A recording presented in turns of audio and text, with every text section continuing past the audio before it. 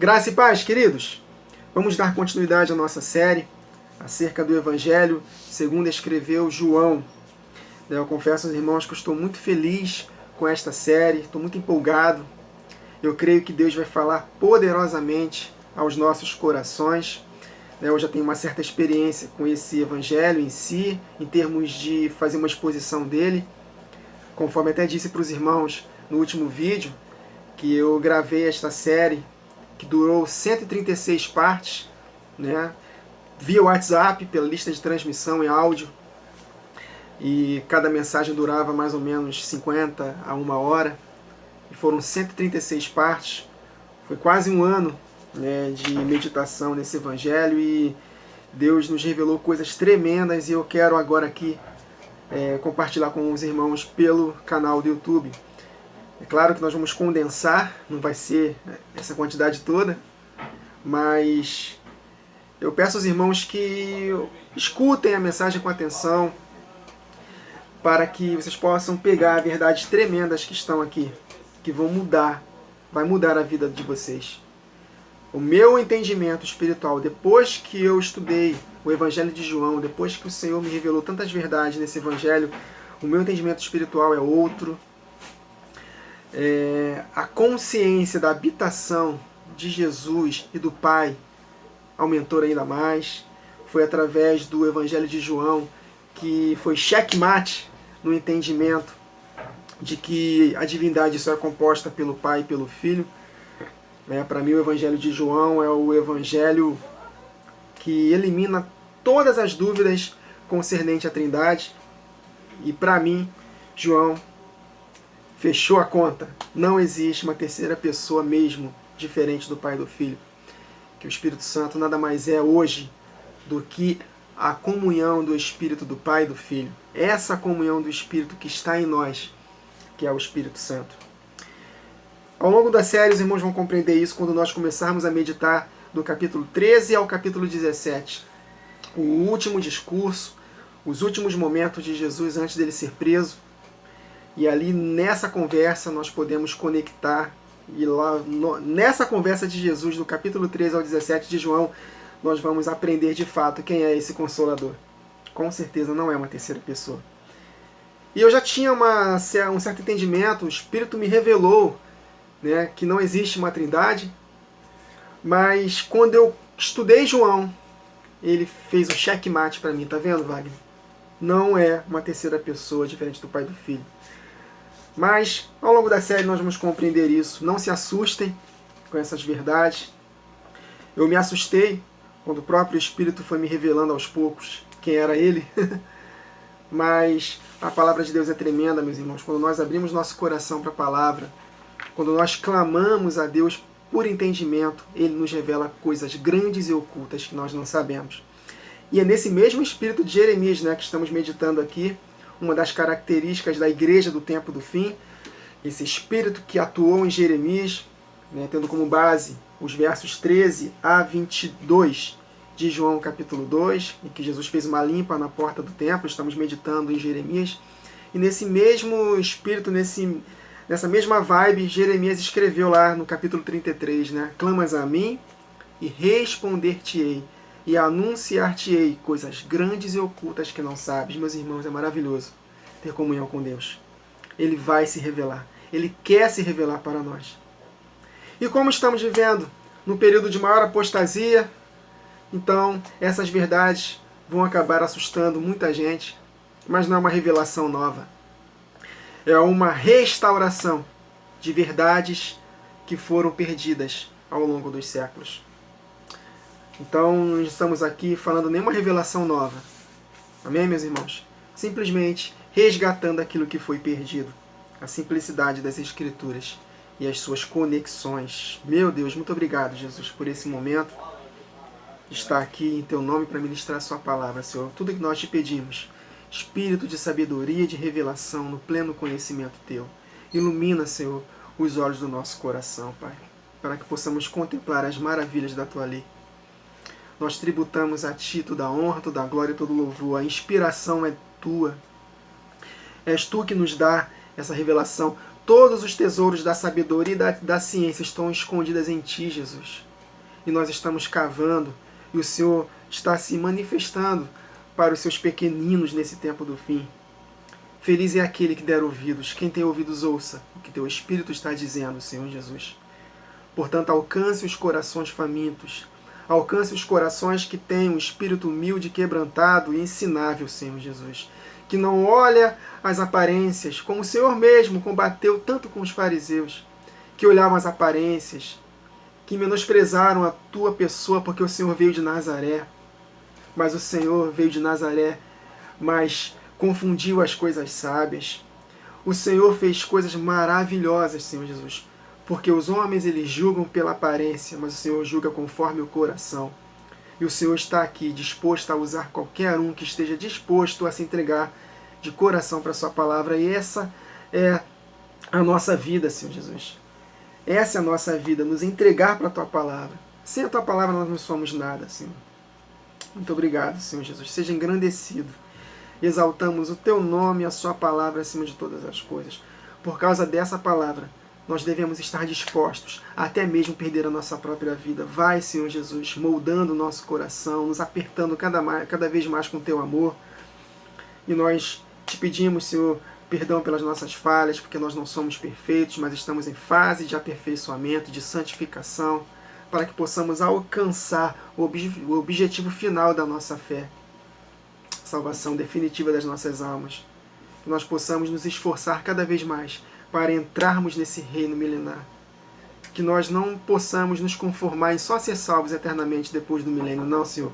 Que nós possamos sim lutar para que possamos ter um galardão, uma recompensa, para ter o privilégio e o prazer de reinar contigo no milênio, Senhor Jesus, governando sobre as nações.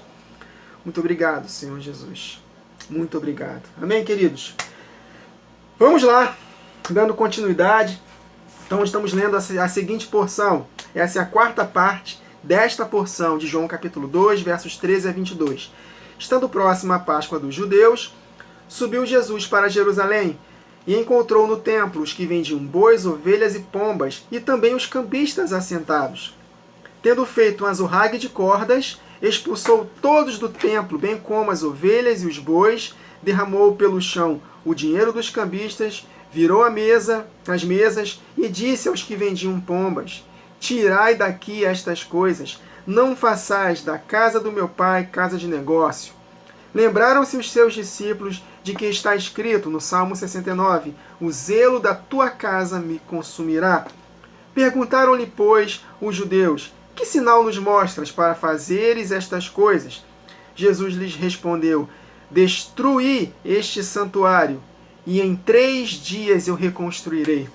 Replicaram os judeus: em 46 anos foi edificado este santuário, e tu em 3 dias o levantarás? Ele, porém, se referia ao santuário do seu corpo.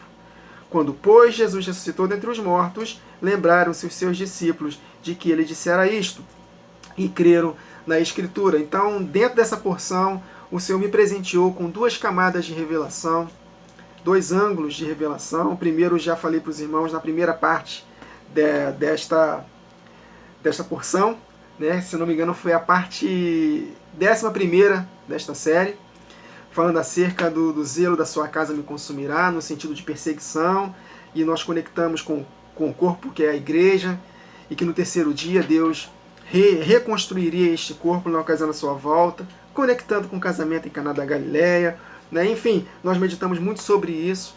Depois nós falamos acerca da 2ª camada de revelação, que é o que vamos gastar mais tempo.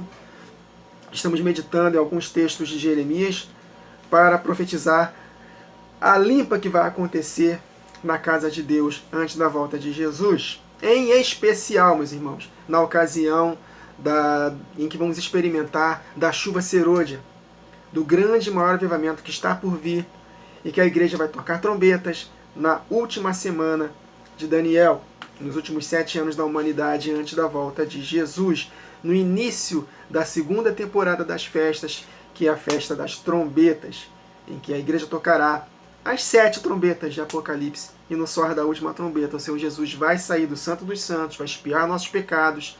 É o dia da expiação, penúltima festa do ciclo profético, para nos conduzir à última festa do ciclo profético, que é a festa dos tabernáculos, em que casaremos com o Senhor e estaremos nas bodas com Ele por 1000 anos nesta terra, reinando sobre as nações que restaram. Mas antes disso vai haver um julgamento que vai começar pela casa de Deus. Nós lemos isso em 1 Pedro 4:17, que o juízo vai começar pela casa de Deus. E nós estamos conectando com essa porção aqui de Jesus ter feito uma limpa na sua casa, a qual casa somos nós. Então, conectando para nós, vai haver uma limpa. Essa bagunça que está acontecendo com as igrejas vai estar com os dias contados. E Deus vai derramar juízo, não só para os ímpios, mas em especial também para a sua própria igreja. Aqueles que não estiverem dando fruto vão ser cortados. Então é tempo de nós nos arrependermos, buscarmos a Deus enquanto se pode achar, porque vai chegar um momento em que nós vamos ir para a cidade comprar azeite e nós não vamos conseguir comprar azeite. E aí será tarde demais. Esse é o tempo de buscar o Senhor. Amém? Então estamos conectando com Jeremias capítulo 7, porque o Senhor Jesus, ele não falou aqui em João, mas está registrado em Mateus 21, em Marcos 11, em Lucas 19, está registrado lá que Jesus, nesse contexto de limpeza dos cambistas na porta do templo, de que eles estavam fazendo da casa do meu pai, não só casa de comércio, mas eles foram considerados, chamados como covil de ladrões, covil de salteadores. E o Senhor Jesus linkou com Jeremias capítulo 7. E em cima de Jeremias capítulo 7 estamos aqui meditando. Na última gravação, nós lemos até o verso 8 de Jeremias 7. E agora vamos dar continuidade a partir do verso 9. Então, é uma continuação. Gostaria muito que os irmãos escutassem pelo menos as últimas 3 gravações para que possamos compreender melhor essas 2 camadas de revelação, esses 2 ângulos de revelação que o Senhor Jesus me deu nessa ação profética de Jesus, limpando a mesa dos cambistas na porta do templo. Amém? Então vamos lá. Verso 9. Que é isso? Furtais e matais, cometeis adultérios e jurais falsamente, queimais incenso a Baal e andais após outros deuses que não conheceis. E depois de tudo isso, vindes e vos pondes diante de mim, nesta casa que se chama pelo meu nome. Olha só, queridos, eu estou falando também, paralelo a essa série, uma série sobre salvação por obras da fé, e não por obras da lei dos ritos cerimoniais. Então, se nós não praticarmos os 10 mandamentos, e o resumo dos 10 mandamentos é não andar de acordo com as vontades da nossa carne, as obras da carne, né? Então aqui eles estavam negligenciando os 10 mandamentos, mas estavam confiando no templo, confiando naqueles sacrifícios, nos ritos cerimoniais, mas isso não era suficiente, eles tinham que obedecer aos 10 mandamentos. Então, da mesma forma, se hoje nós estamos, entre aspas, buscando a Deus, servindo nos nossos ajuntamentos, orando, até mesmo lendo a Bíblia, até mesmo ensinando a palavra, né? Mas se nós, de fato, não estivermos vivendo uma vida na prática de obediência aos 10 mandamentos, nós não vamos, meus irmãos, ser salvos. Em Romanos capítulo 2 está escrito: você que ensinas a outros, não ensinas a ti mesmo? Tu que pregas para não furtar, furtas? Tu que pregas que não adulteras, para não adulterar, você adultera? Então, da mesma forma, esse contexto aqui que Jesus estava fazendo uma limpa no templo, eles estavam andando do mesmo modo. Eles estavam andando em pecados deliberados, mas estavam confiando naquele templo. Mas nós não devemos, conectando para a nossa vida, nós não devemos confiar no que Jesus fez na cruz de forma unilateral, nós temos que respondê-lo. Então, se nós não obedecermos a Deus, de nada adianta nós fazermos os cultos para Deus, fazer as nossas obrigações, se é que a gente pode dizer assim, orar, ler a Bíblia, ensinar, ir para os cultos, congregar, dar oferta, entre aspas, dar o dízimo, entre aspas, né? Enfim, não adianta nós fazermos essas coisas, queridos, se nós não estivermos obedecendo a Deus. Amém? E é exatamente isso que estava acontecendo. Que é isso? Vocês roubam, olha aí. Negligência aos 10 mandamentos, não roubarás. E matais, não matarás. Cometeis adultério, não adulterarás. Jurais falsamente, não dirás falso testemunho. Queimais incenso a Baal e andai após outros deuses que não conheceis. Não tereis outros deuses diante de mim. Eu expliquei isso para os irmãos de forma bem resumida, de que quando eles seguiam a outros deuses, esses outros deuses tinham práticas. Os cultos oferecidos para esses deuses, eles exigiam práticas totalmente contrárias à lei de Deus. E uma das práticas mais comuns era a prostituição. Então vocês estão fazendo tudo isso, estão confiando no templo, então sem perder a conexão com o que Jesus fez. Então no tempo do fim, antes da volta de Jesus, o juízo vai começar pela casa de Deus. E muitos não vão ouvir a voz de Deus através da boca dos seus profetas. E por não responder, serão julgados. Vide Ananias e Safira. Aí ele continua, verso 10 ainda. E dizeis, a despeito de tudo isso, né? Que vocês furtam, matam, cometem adultério, juram falsamente, queimam incenso a Baal e andais após outros deuses. E depois vocês venham e se põem diante de mim nesta casa que se chama pelo meu nome. Olha aí, o templo de Deus. E dizeis, estamos salvos. Não é exatamente isso que tem acontecido hoje? As pessoas não estão nem aí, meus irmãos, para andar em santidade, para poder obedecer aos mandamentos, mas estão confiando numa graça que não exige obediência. Uma graça isenta de responsabilidade. Não existe, meus irmãos, graça sem a nossa cooperação. De Deus nós somos seus cooperadores. Então eu tenho visto muitas mensagens, mamão com açúcar, molezinha, né? Mensagens de autoajuda, mensagem da teologia do coach, né? Uma musiquinha no fundo, mexendo com as nossas emoções. Deus é bom, Deus é maravilhoso, mas no dia a dia, na prática, não condiz com o que fala de Deus, porque Deus exige obediência. E é exatamente o que estava acontecendo aqui, na época de Jeremias. Eles estavam confiando no templo. Estou lembrando aqui, obrigado Jesus, de 1 Samuel, né? O povo ficou feliz quando recuperou a Arca da Aliança, fizeram uma festa, né? Mas eles estavam andando em pecado, não queriam se arrepender, mas estavam confiando na Arca da Aliança. O que aconteceu? Os filisteus venceram eles, pegaram a Arca da Aliança, né? Porque estavam confiando na Arca da Aliança. E o que aconteceu? Os filhos de Eli morreram, Eli soube do que aconteceu com a arca, caiu, quebrou o pescoço e morreu. Me parece que a nora de Samuel teve um bebê, ao ter o bebê morreu, e ela falou lá, Icabode, né? Foi-se a glória de Deus. Por quê? Porque o povo estava confiando na Arca da Aliança em si. Olha só, meus irmãos. Mas não estavam andando em obediência. Morreram. Da mesma forma, nós não devemos confiar na graça de Jesus em si. Nós temos que responder a esta graça. Amém, meus irmãos? Não se deixe enganar. Deus é amor, mas também é justiça. Considerai a bondade e a severidade de Deus. Bondade para aqueles que permanecem nele, obedecendo a ele. É isso que ele fala em João capítulo 15.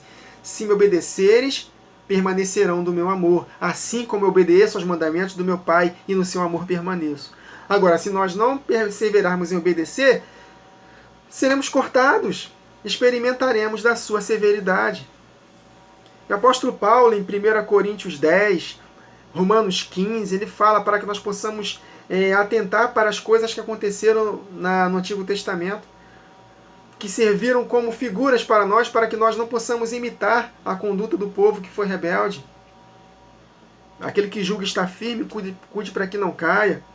Devemos nos apegar, né, Hebreus capítulo 2, firmemente às verdades ouvidas, para que delas jamais nos desviemos.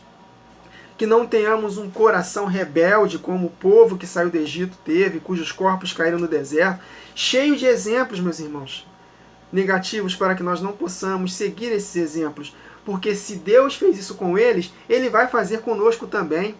Muitos têm ensinado um Deus no Antigo Testamento e um Deus diferente no Novo. Não, meus irmãos, o Deus não muda. Ele é tanto graça quanto juízo no Antigo Testamento, e ele continua sendo graça e juízo no Novo. Ele não muda. Pelo contrário, no Novo a exigência é maior ainda.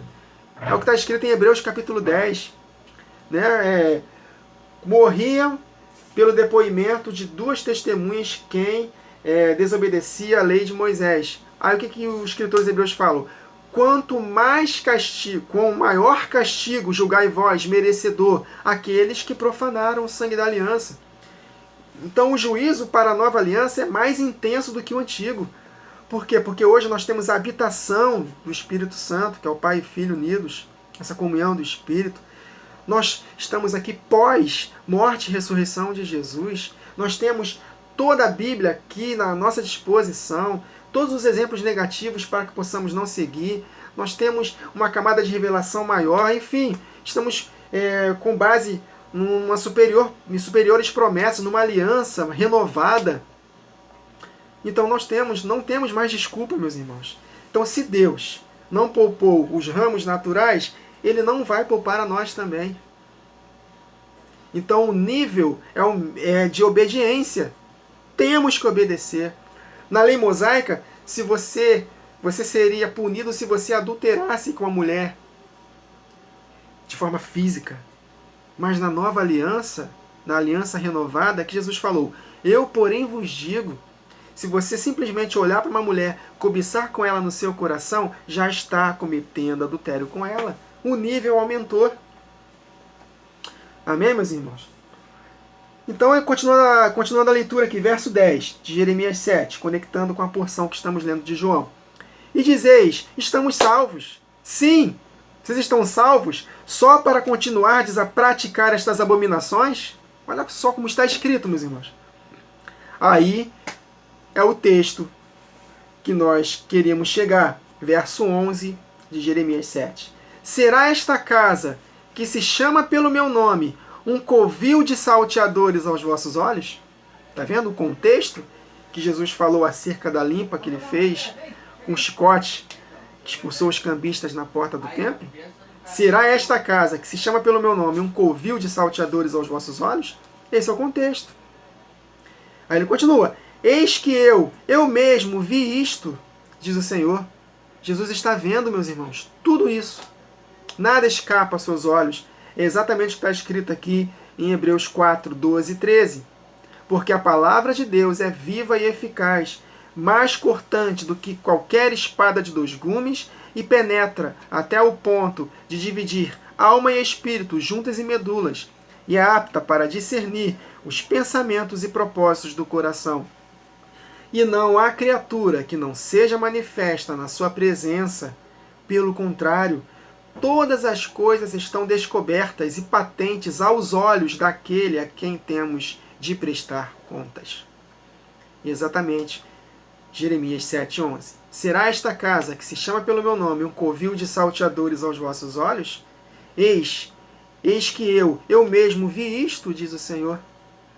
Então, se Jesus mencionou esse texto de Jeremias, que estamos meditando aqui já há um tempo, num contexto de pecados deliberados, que o povo não queria obedecer, se arrepender, é exatamente isso que estava acontecendo com esse povo na época de Jesus. Eles estavam andando em desobediência, eles estavam andando em prostituição, eles estavam matando, roubando, enganando as pessoas, estavam aproveitando a situação para poder ganhar dinheiro, fazendo da casa do meu pai comércio, tratando a piedade como fonte de lucro. Tudo isso é exatamente o cenário que estamos vendo em boa parte das igrejas hoje, principalmente na televisão, na mídia, na internet também. Ou seja, é o que está acontecendo, esse é o cenário. Falta temor. E isso vai acabar. Vai ter uma limpa. Que o Senhor nos livre de sermos julgados por Ele e que não sejamos influenciados por esses pastores, por essas lideranças que estão aí, enganando o povo. Amém? Então, meus irmãos, já estamos com 25 minutos, vamos parar aqui. Eu estou com a proposta de ler Jeremias 7 todo. Ainda tem os versículos de 12 a 34. Ainda quero ler Jeremias 8. Foi a direção que o Senhor me deu para falar acerca desta porção aqui. Então, como o tempo está apertado, eu não posso passar muito, então vamos adiando para a próxima gravação. Eu acho que em mais 2 partes ou 3. No início eu achava que fosse só 2 partes, mas pelo visto vai ser muito mais. Então não vamos ter pressa de terminar esta série, aquilo que eu tenho falado para os irmãos. Não fiquem cansados com a série, porque cada parte da série tem uma porção nova para nós de revelação. É um tema diferente, enfim, o Senhor vai falando aos nossos corações. Eu falei de coisas aqui que eu não planejei. O Espírito conduziu esta gravação e eu creio que os irmãos foram edificados e exortados. Amém, meus irmãos? Então essa porção aqui de Jesus, a ação dele de fazer uma limpa na sua casa antes da sua morte, vai acontecer com seu corpo antes da sua segunda vinda. E que nós possamos ser livres desse juízo. E pela graça de Deus, por que não nós estarmos na linha de frente profetizando contra isso? Está chegando, meus irmãos. E nós vamos compreender aqui, na continuidade da leitura de Jeremias 7, Jeremias 8, nós vamos conectar muito com a primeira parte, a primeira metade da última semana de 7 anos, em que a igreja vai tocar trombetas de forma plena, maravilhosa, antes da manifestação do anticristo. Seremos as 2 testemunhas.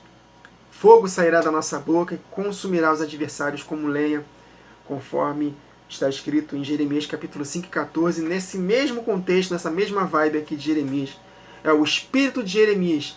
Uma das características que a igreja vai ter no tempo do fim é o espírito que atuou no ministério de Jeremias. Amém, meus irmãos? Então é isso. Até a próxima gravação. Que o Senhor nos abençoe.